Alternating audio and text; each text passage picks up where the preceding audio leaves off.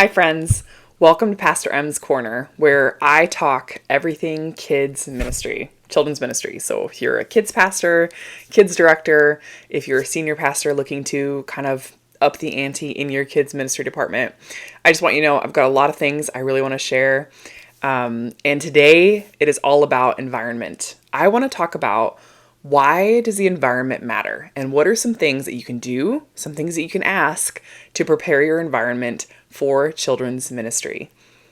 Your environment is the first thing people see. It's the first thing families encounter when they walk in. It's not just within the classrooms, it's in the hallways. It's the people that you encounter on the team. It's the way that you set something up for them to know which way to go, even directionally, right? It's the sounds that they hear when they walk in. You want to think environment. You want to think about it intentionally because it matters so much what families, kids are encountering because it's the first impression.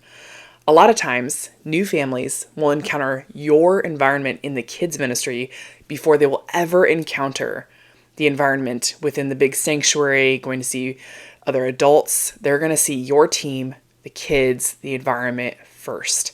So it matters a lot what you're showing them because that could be the moment where they decide, I don't think I'm ever going to come back here again. Or, you know what? There's something about this place that I want to be a part of.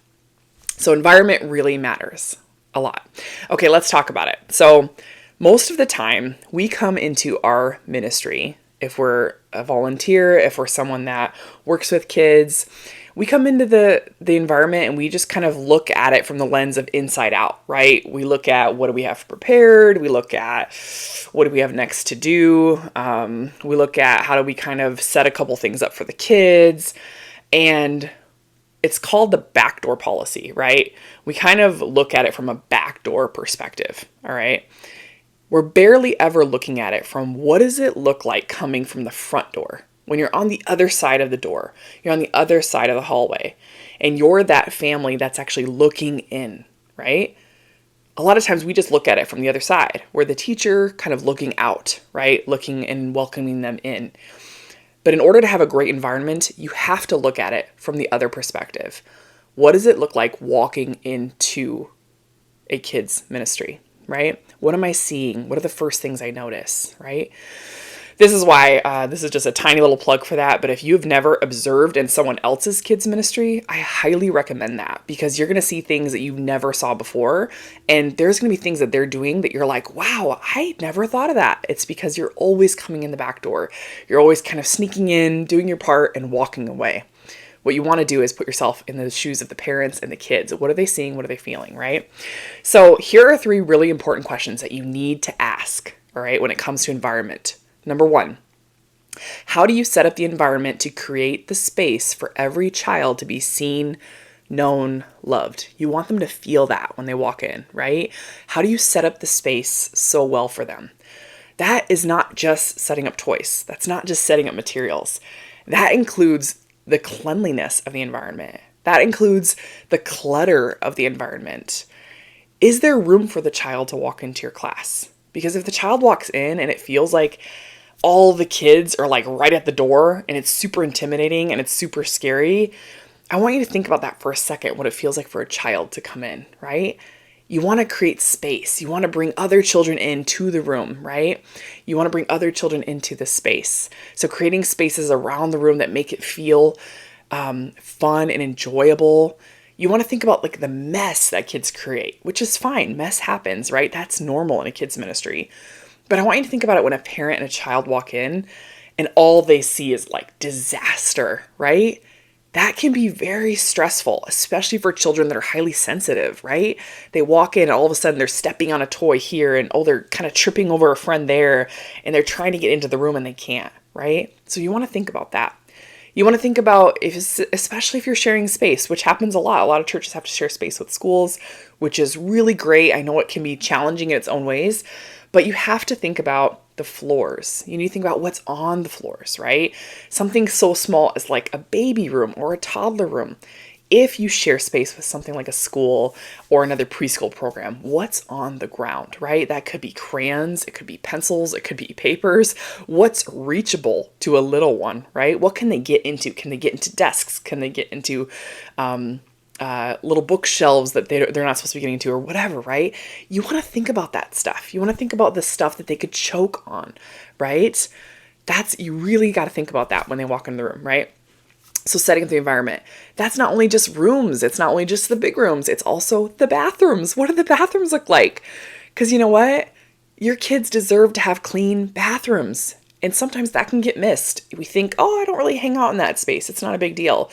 But I want to challenge you, if you're a volunteer even, just go look at a bathroom. And if you could wipe it down and make it presentable, kids get kind of dirty. Sometimes they pee on seats. That's just what they do. Sometimes they don't flush their BMs down the toilet, right? That sounds so small, but it's so big to a family that walks in and they're like, oh, this bathroom is gross. I don't have paper towels. I don't have soap. I can't flush. No one flushed the toilet. I have to clean the seat before my kid can sit on it. What you don't want them to feel that way when they walk in. Just imagine how you would feel if you walked in, right? A public restroom and it was dirty and nasty and you had to bring your kid in there. You want to think about that. You want to be very respectful to every family that walks in and make sure that space is clean. So that's maybe not in your job portfolio, but guess what? It is. When you're a kids pastor, kids director, you're on a kids team, it's your job to care about the environment, no matter what that environment is. Any space the kids or families use, right? So that's number one. Number two, how do you welcome families as they enter, right? Do you just have a portable check-in station, which is great. Portable check-in is super convenient, right? I love that, but I also think it's really important to have a person, a real live person greeting, saying hello, welcoming them in, making sure they know that if they have questions, there is someone to ask. They're not looking around going, what do I do, right? You don't want that. You want them to know who can they ask a question to. And new families, you want them to be able to find you, right? You want them to be able to find someone on your team that's going to be there to walk them to where they need to go, that's going to explain the process to them, and is going to be there every step of the way. And just that smile, that personal connection. When you're welcoming families in, don't just talk to parents. This is a common mistake I see in kids ministry. We can kind of stay eye level with families and parents, and we forget the child is the one that is actually going to be in your ministry. The child is the person that's going to talk to you and know you and get to know the other people and the other kids. And that kid might be afraid. They might be terrified.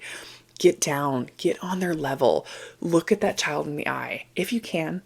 If they want to, and that's okay. Don't demand them to give you a high five. Don't demand for them to give you a hug, right? Even if they don't want to talk to you, just say your name. I'm Pastor M, and I wanted to say, I'm so glad you're here today. And I know you can be a little afraid, but I'm right here if you need me, okay? And I'm going to be around if you need me. And just say things like that, just to reassure the child, even if they ignore you, even if they don't want to say your name, even if they don't want to look at you, that's fine. They have all sorts of nerves coming into kids ministry. That is 100% expected, right? Mom and dad are their favorite people and they're leaving them for a little bit to be in your ministry and they're afraid. And that's understandable, okay? But just make sure that child knows they're reassured that you're a person that's friendly, that you're there, that if they need something, that you're going to watch over them and you're going to come back and check on them. That's super important too, okay? Okay, so welcoming families as they enter. Don't forget to do that. Super important, all right? Last question you need to ask. What do you want seen? And what is important, or what do you value, right? What are the values that you want seen in your ministry, right? If it's important for your families to see that your ministry is fun, that your ministry is super welcoming and enjoyable, then you want to make sure that what they see is fun happening when they walk in, right? If your kids walk in and you just have a worksheet for them to be working on, that might feel like school, right? And do you want them to see that in your rooms? Do you want them to see kids just working on a worksheet? Or do you want them to see kids actually enjoying themselves or talking to friends? Do you want to see connections happening, right? Do you want to see them playing and laughing and having a good time? Because the thing is, with kids that are timid and nervous, if you provide a space that is fun and engaging and is full of play when they come in, that is going to be the icebreaker for them. It's not just an icebreaker question you ask, right? It's actually, what is the environment that you're creating for that child to come in? So just remember, what do you want value? Like, what value do you have you want seen? You want relationships, you want fun, you want prayer, you want worship. What do you want families to see when they walk in? You need to ask yourself that. And you need to ask, what are the teachers doing in that room, right? What are the value of what you want that teacher to show to a family, right? Should they just be seeing teachers that are looking at notes or checking their phone, right? Or should they be seeing teachers that are sitting on a ground playing with kids? Should they see teachers that get up and walk to the door and meet their child and memorize their child's name, right? They address the child, not just the parent. These are the things you want to make sure that you ask. Environment matters. And that's going to take some thinking. This is not going to be something you're going to get overnight. You have to sit and think about it. And you have to ask your teachers. You have to ask the people on your team, what is it that you think matters when people walk in? How do we create that here? How do we make that kind of a standard practice for us? So remember, don't just live in this backdoor kind of perspective. Go in the front door. See what it's like. Do little mock run-throughs with your teachers and ask, okay, if I'm walking up with my kid, how are you going to respond to me? And then give some feedback. Hey, how about we do this instead? Maybe it's not a good idea that we do that. Let's try this. And I promise you, if you sit and you really think about that, you're going to get families that are going to come back time and time and time again. It's well worth it to consider the environment matters. If you found this video helpful, I hope that you can send it to someone who is part of a kids ministry team, a kids pastor, kids director, or if you know of a senior pastor that's trying to up the ante in their kids ministry, go ahead and send it to them. Hope you enjoyed, and welcome back for Pastor M's Corner. Make sure you share with others. Bring them back to me, okay? I got more to share. Bye.